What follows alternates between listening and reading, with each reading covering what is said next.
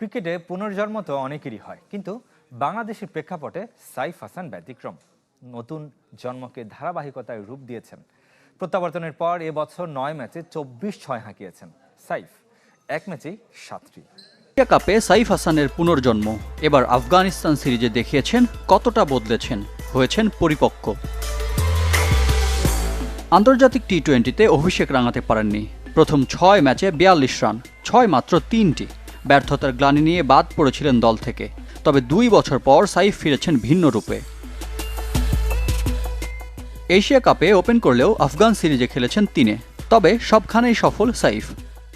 এই সিরিজের আগে কোচ আমাদের জানিয়ে দেন আমি 3 নম্বরে ব্যাট করব, সেই অনুযায়ী প্রস্তুতি নিয়েছি।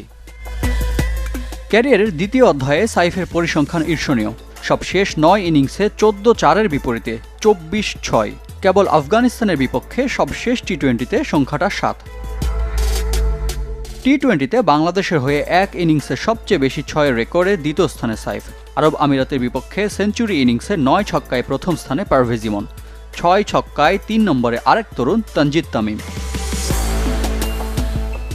এক বছরে টাইগারদের হয়ে সবচেয়ে বেশি 6-এর কীর্তিতেও শীর্ষ 5-এ সাইফ। 30 ছক্কা নিয়ে সবার উপরে তানজিদ তামিম, 24 ছক্কা সাইফের, যদিও খেলেছেন বাকিদের চেয়ে অর্ধেকেরও কম ইনিংস। গত 2 বছর ধরে এমনভাবে ব্যাটিং করার চেষ্টা করছি, আমি সবসময় ব্যাটিংটা উপভোগ করার চেষ্টা করি, চাপ না নিয়ে নিজের খেলাটা খেলতে চাই। শুধু সাইফ নয়, তারুণের হাত ধরে মূলত বদলে গেছে বাংলাদেশের টি-20 দলও।